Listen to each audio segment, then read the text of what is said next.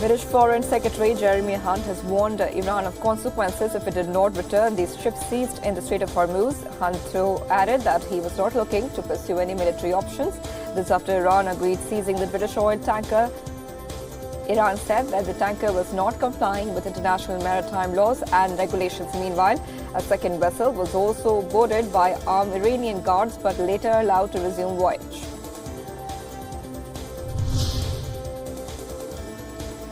US President Donald Trump has said that Iran is now showing its true colors. He added that the standoff with Tehran will eventually work out nicely. The comments were after Iran confirmed seizing one of the British oil tankers in the Strait of Hormuz. It was the latest escalation of tensions in the strategic waterway that has become a flashpoint in tensions between Tehran and the West.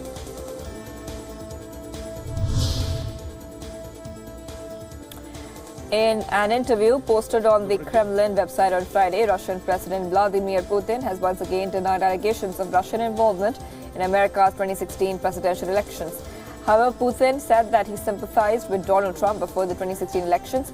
Putin added that any alleged Russian hacker was still not able to influence the vote outcome. The Moscow-Washington ties have long been strained, with U.S. intelligence agencies claiming that Russia used various tactics to support Trump's 2016 campaign.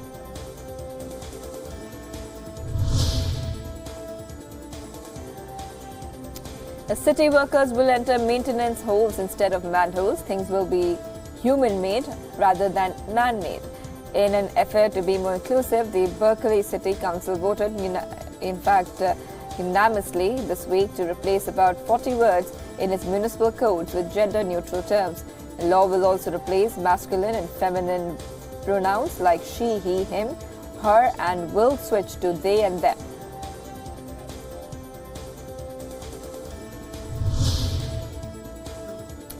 Signs of South Koreans participating in the boycott of Japanese goods have started to become visible. Some small and medium-sized business owners have called for a boycott of consumption and distribution of Japanese products. This comes after Tokyo made an announcement to tighten its control on exports to South Korea. In a supermarket in Seoul, a sign informed shoppers that the store did not sell products made in Japan.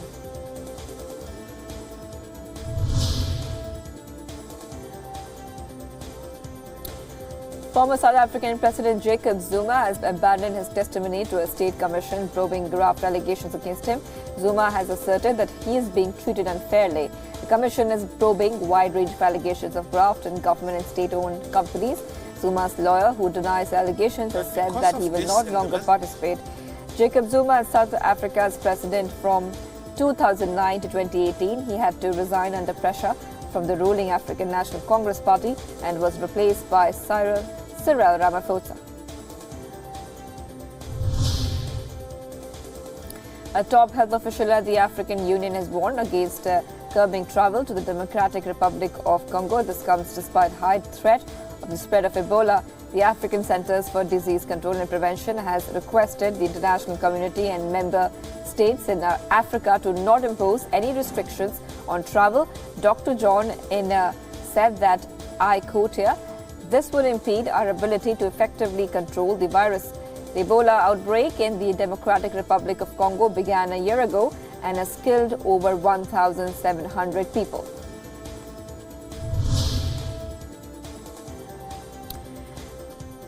Mexican drug lord known as El Chapo began his life sentence on Friday in a Colorado prison. He was sentenced to more than 30 years in prison after being found guilty of drug trafficking and multiple conspiracies to commit murder. El Chapo was the leader of the Sinaloa cartel, one of Mexico's largest and most violent drug trafficking organizations.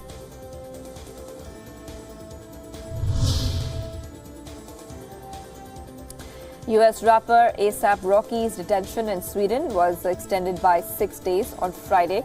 He was arrested for aggravated assault over a street fight in Stockholm. A district court agreed to prosecutors' request for more investigation of the 30-year-old performer, producer and model, whose real name is Rakim Myers. However, the artist's lawyer has defended rapper ASAP, saying he was innocent. More than 600,000 people have signed an online petition for his release, while fellow artists have also expressed their support.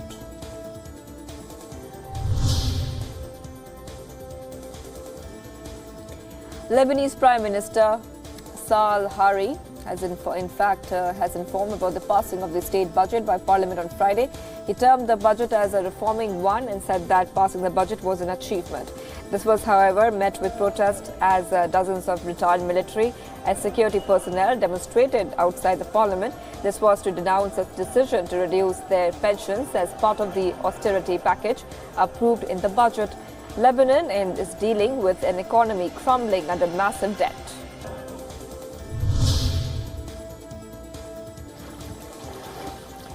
Floods and landslides wreak havoc in the northern and southeastern parts of Bangladesh. Millions of lives have been affected as major rivers swell during the monsoon season.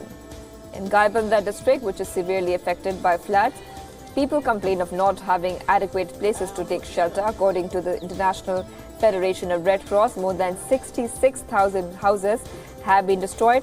More than 4 million people are at risk due to food security and spread of diseases. Bangladesh Water Department Board has said that rivers Jamuna and Tista have reached their highest levels in 40 years. A strong earthquake hit near the Greek capital of Athens. The residents ran into the streets as a precautionary measure. Firefighters quickly swung into action to rescue people trapped in elevators. The Athens Institute of Geodynamics gave the earthquake a preliminary magnitude of 5.1.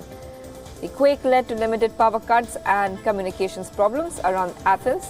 The Civil Protection Authority said that there was no immediate word on injuries or damages. Police officials and volunteers north of the capital carried out search for possible damage.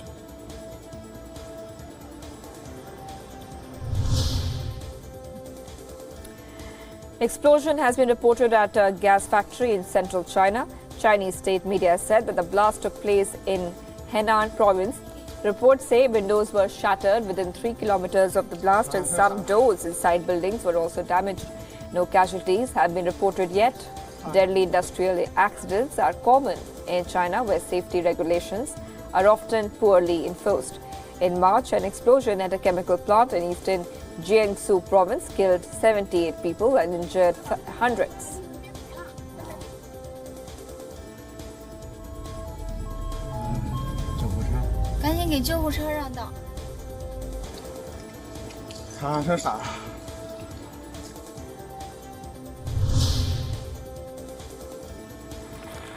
A Dutch still life painting stolen by a retreating Nazi soldier as a present for his wife has been returned by Germany to a Florence museum.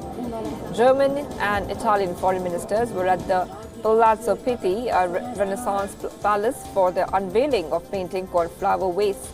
The masterpiece was painted by Jan van Huysum, who was also famous for his beautiful detailed paintings depicting flowers. The director of the gallery, who belongs to Germany, has urged his native country to return the work.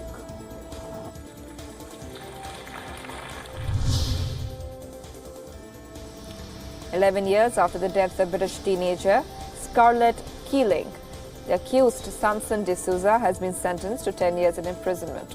He has been found guilty of culpable homicide, amounting to murder by the Bombay High Court. The court also upheld the acquittal of another man.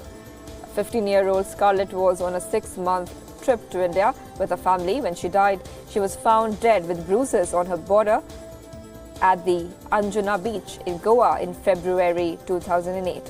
DSouza was accused of leaving her to die after drugging and sexually abusing her.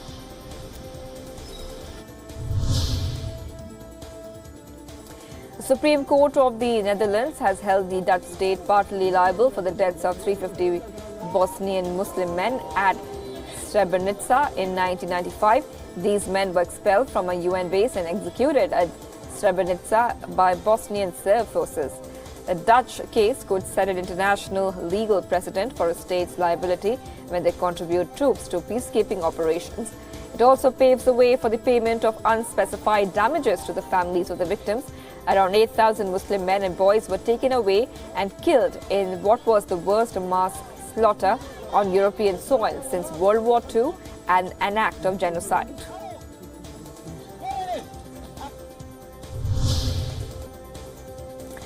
Nassau celebrates 50th anniversary of the historic moon landing. As part of celebrations, NASA's chief financial officer, Jeff Dewitt, and astronaut Janet Epps attended the Nasdaq stock market closing bell ceremony in New York. U.S. Secretary of State Mike Pompeo visited Argentina to mark the 25th anniversary of his deadliest attack.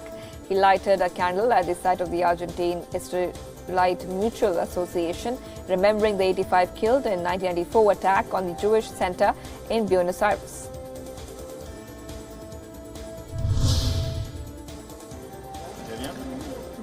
French President Emmanuel Macron on Friday marked the centennial of the Tour de France's trademark yellow jersey. He was there in the southwestern city for the anniversary of the where cyclists win the prestigious race. Thanking 269 cyclists, Macron also called them as French heroes. Tour de France was the first inaugurated in 1903, and its first edition featured 5 legs, with the first departing from Paris and passing through major French cities.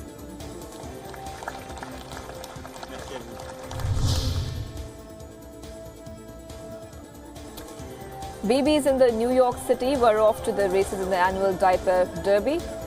Held indoors at a Manhattan hotel, 6 babies were placed on a 12-foot mat and encouraged to make it to the other side. Most babies were about 6 months old, still in the crawling phase. All right, we're going to